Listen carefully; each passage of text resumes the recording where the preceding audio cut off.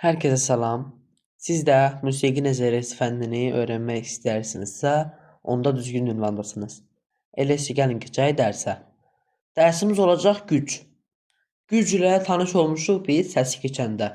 Üçüncü dərsimdə artıq bu səs mövzusunu həsr eləyirəm. Səsin gücü dinamika ilə birə-bir əlaqəlidir. Başlayaq vaxt itirmədən testdə izahımıza. Hələ birinci sualdan başlayaq. Deyir ki, musiqidə piano işarəsinin mənası nədir? Piano bilirik ki, bir P hərfi ilə işarə olunur. Burada da zaten verib bizə. Piano nədir? Bu dinamik işarələrdə dinamika ilə əlaqəlidir. İtalyan dilindən bizim dilimizə keçmişdi. İtalyan dilində zəif deməkdir piano. Cavabımız olacaq C variantı. Yəni zəifdir də sakit, zəif deməkdir. İkinci tapşırıq. Səsin intensivliyi rəqs edən cismin hansı xüsusiyyətindən asılıdır? Səsin gücü də, yəni intensivliyi amplitudadan asılıdır. Çünki amplituda nə qədər böyükdürsə, səs dalğası da bir o qədər çox enerji daşıyır. Amplituda çox olanda səsin dalğası da, gücü də çoxalır. Buna görə amplitudadan asılıdır. B variantı doğru cavabımız olacaq. Üçüncü sual. Forte işarəsindən piano işarəsinin keçid musiqidə necə adlanır?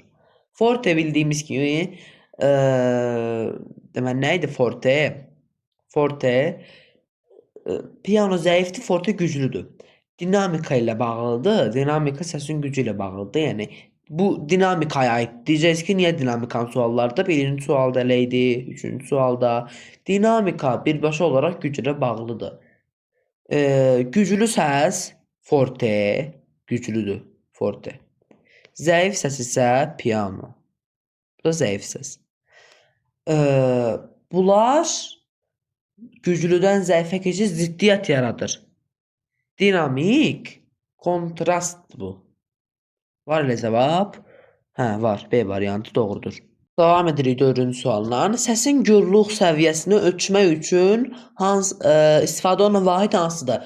Səsin gürlük səviyyəsini desibel ölçür. Cavabımız olacaq C variantı. İndi izahını verək. Desibel də necədir? Belə D, B kimi yazılır. B.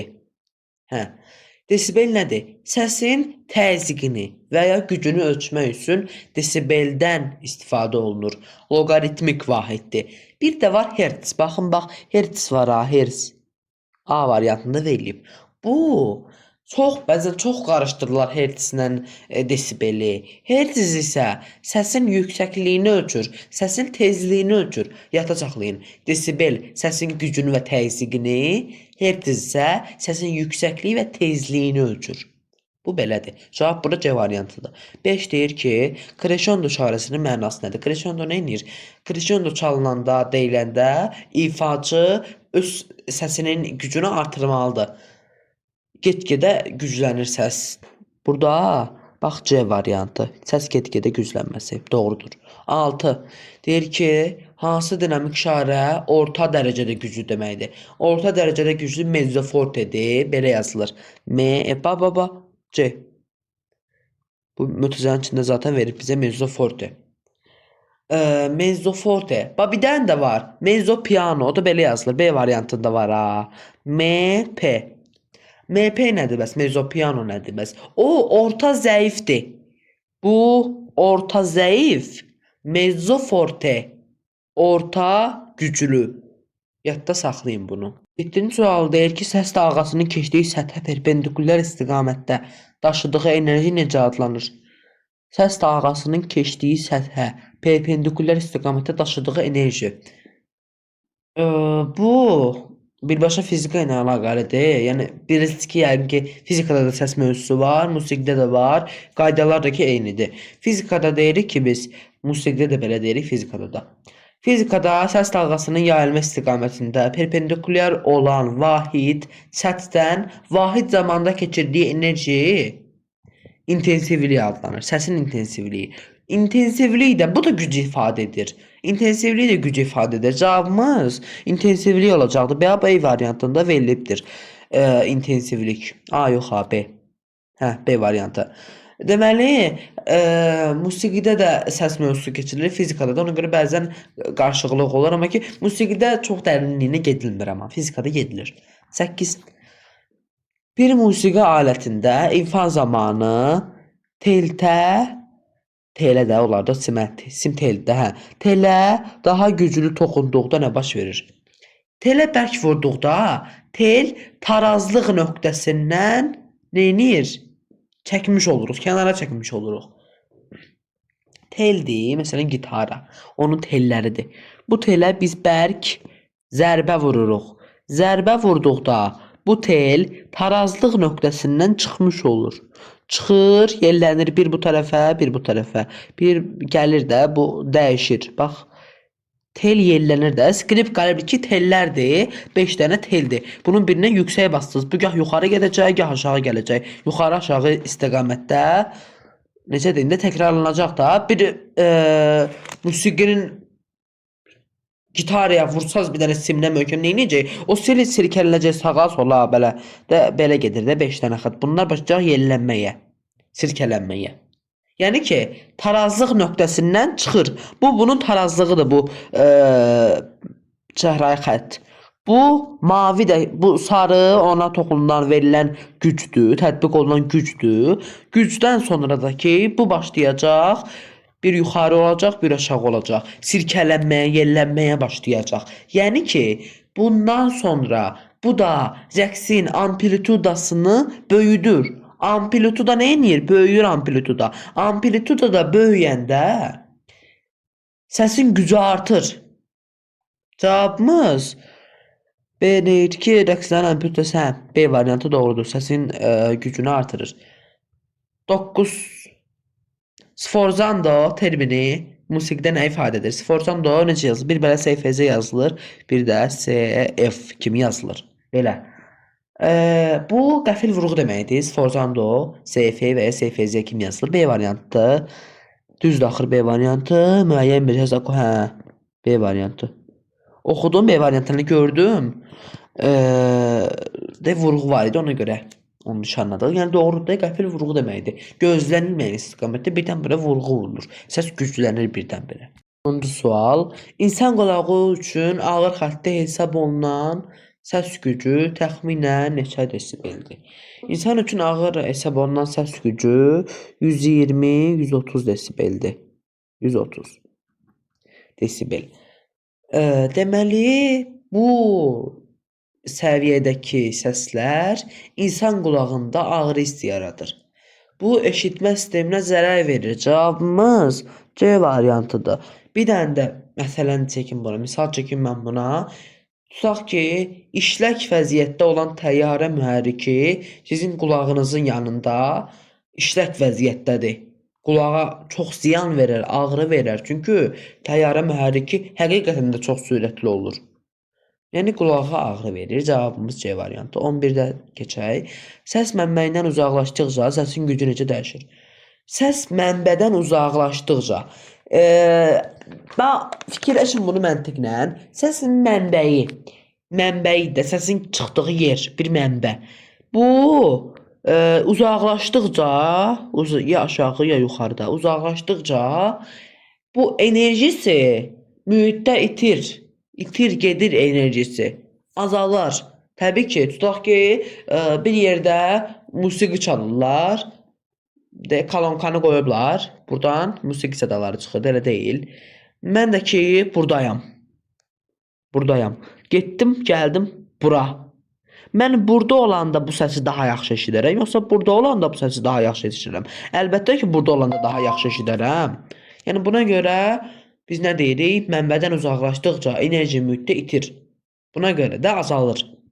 Cavabımız C variantı. 12-yə keçək. Dinamik işarələrin ən zəifdən güclüyə doğru arıcıllığını müəyyən edin. Hə. Bunu heç nə baxaq da, bütün variantlara bir-bir baxaq. A variantından başlayaq. A-da birinci pianodur. Piano nədir? Zəifdir. Zəif deməkdir piano. Belə P hərfi, zəif. İkincisi mezzo forte, belə M, F bu. Mezzo forte orta güclüdür. Bax, zəif idi, keçdi orta güclüyə, biraz artdı. Görüm indi üçüncü nədir? Üçüncü də ki fortedir. Forte. Daha da gücləndi. Forte güclü deməkdir. Deməli birinci nə idi? Piano. Piano nə idi? Zəif. Sonra çoxaldı biraz. Oldu orta güclü. Sonra lap çoxaldı, oldu güclü. Hə, A variantı doğruymuş hələ. Deməli digərləri səhvdir də. 13-cü sualda nə soruşur? Diminuendo termini hansı hərəkəti bildirir? Diminuendo ifa güclüdən zəifə doğru, zəifə gəlir. Heç nə, güclüdən zəifə. Elə cavab var. Səsin gücü, hə, tədricdən azalması da deyə bilərik B variantı. 14 nə deyir? Akustik rezonans hadisəsi musiqi alətlərində nəyə xidmət edir? Bu da gücü artırır. Hamısı gücü artırır. Deməli musiqi alətlərində, məsələn, gitara, skripka gövdələri, musiqi alətlərinin boşluğu rezonator rolunu oynayır. Səs dalğaları burada əks olunur və amplituda artır. Nə demişdik biz? Amplituda artanda səsin gücü nə edirdi? O da artırdı. Buna görə də biz səsin gücünü artırmağa xidmət edir deyəcəyik. Çünki musiqi alətlərinin boşluğunda rezonator rolu olur. Rezonator nə edir bəs? Səs dalğaları bu rezonatorda, boşluqda əks olunur. Və amplituda artmağa başlayır. Artır amplituda. Amplituda artdıqca da nə olur? Səsin gücü də, əlbəttə ki, səs güclüyü gücləndirir. Bu da ki, yəni akustik rezonans hadisəsi səsin gücünü artırmağa xidmət edir. Gücləndirməyə B variantı doğrudur. 15 soru deyir ki, musiqidə pianissimo işarəsinin mənası nədir? 2P hərfi ilə. Deməli, yadda saxlayan issimo. Yazıram bura. Issimo. Digər nöqtələrini də qoyun bunun. Issimo şəkilçisi nədir? Issimo İtalyan dilindən gəlmiş bir şəkilçidir. Ən və ya çox deməkdir. Ən, çox. Yazıram bura. Çox. Oxunmur yaxşı, amma eybi yoxdur. Dediyimə qulaq asın. Çox mənasını verir. Piano isə zəif deməkdir. Zəif. Bunları birləşdirin. P-dir, bir də issimo. Alınır pianissimo. Yəni ki, çox zəif. Başa düşdünüz? Bu issimo hardadısa ya çox zəif, ya çox güclü. Ən güclü, ən zəif mənasını verir. Issimo sözün sonunda gəlir. Pianissimo. Məsələn, pianonun issimo da, yəni pianissimo. Piano zəifdir, issimo çoxdur. Bu da alınır çox zəif. Çox harda alındı? Çox, yəni ki, issimo dedik ki, çoxdur da İtalyan dilində. Pianodakı zəif olanın çox zəif əmələ gəlmiş olur da. B variantı. Bax, elə məntiqlə tapın. Əzbəriniz pisdirsə, belə də saxlaya bilərsiniz yadda. Ümumiyyətlə, bu dinamik şairlər, dinamik şairlər çoxsu xarici dildən gəlmədə, əsasən də İtalyan dilindən. 16-cı tapşırıq. Səsin gücü, səs intensivliyi, yəni intensivliyi deməkdir, güc. Bayaq da vurğuladım. Səsin gücü səs mənbəyinə qədər olan məsafədən necə asılıdır? Səsin gücünü indi deyəcəm. Deyəcəksiniz ki, musiqidir, fizikadır, nədir?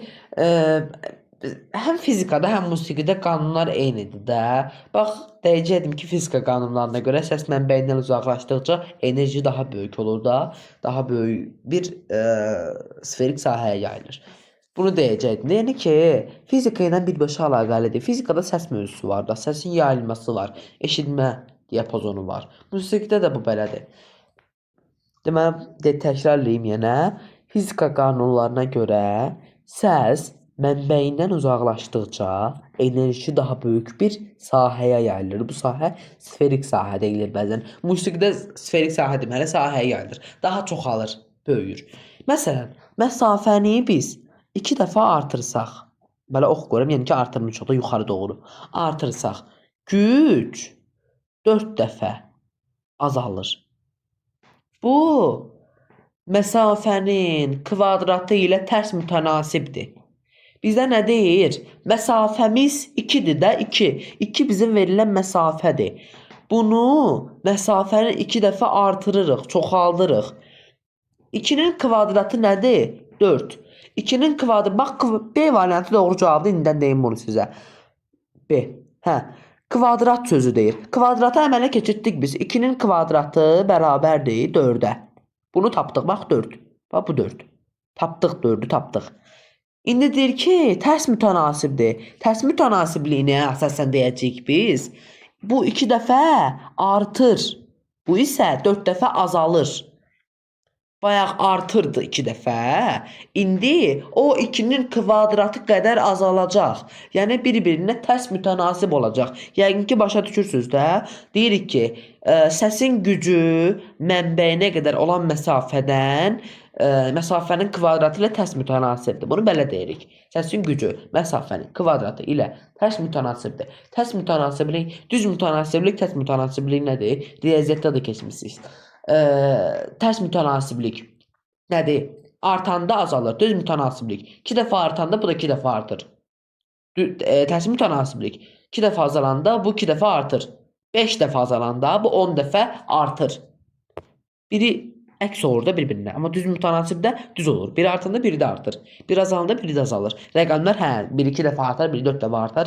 Bu artıq yəni o məsələlərdə falan biləcəksiniz onu da. Yəni ki kvadratı 4 eləyir. 2'nin 4'dəki azalmalıdır ki, tərs mütənasiblik doğrulansın. Bu belə. Keçdik 17'yə. Təmizləyim mən buraları bir dəqiqə. Bu 17 için boş yer açılsın. Belki burada yazmaq lazımdır. 17 deyir ki, fortissimo FF işarəsi, yəni ki, belə yazılır da, fortissimo 2 dənə F.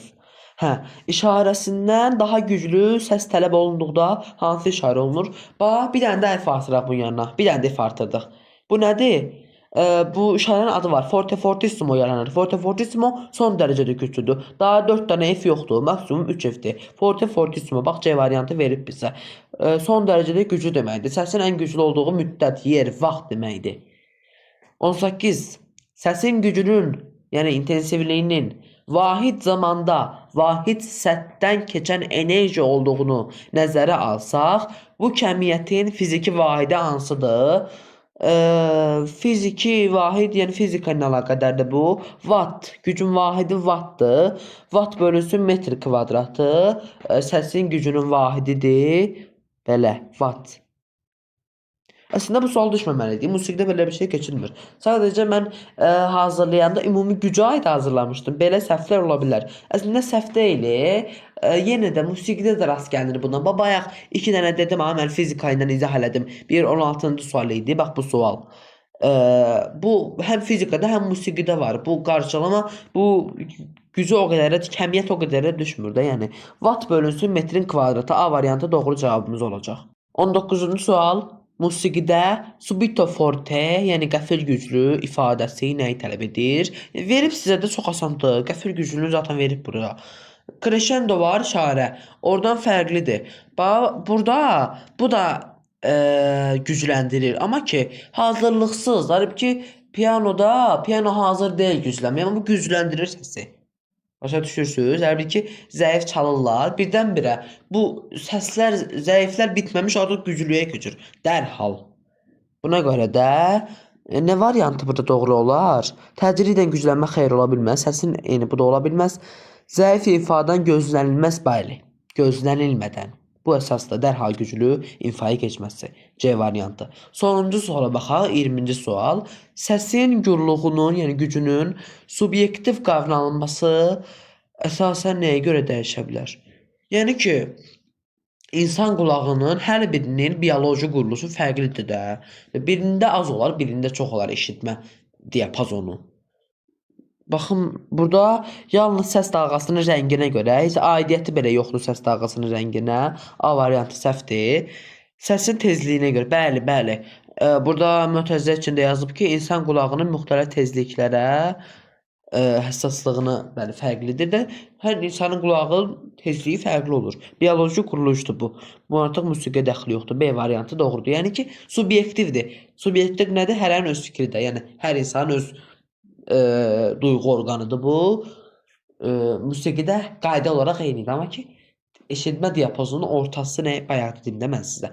120-dən qalxdı artıq insanın, əlbəttə ki, təyyarəni 120-dən qalxdıqda bir təyyarəni gətirib insanın yanına qoyursan da mühərrikini işlək vəziyyətdə olanda bu artıq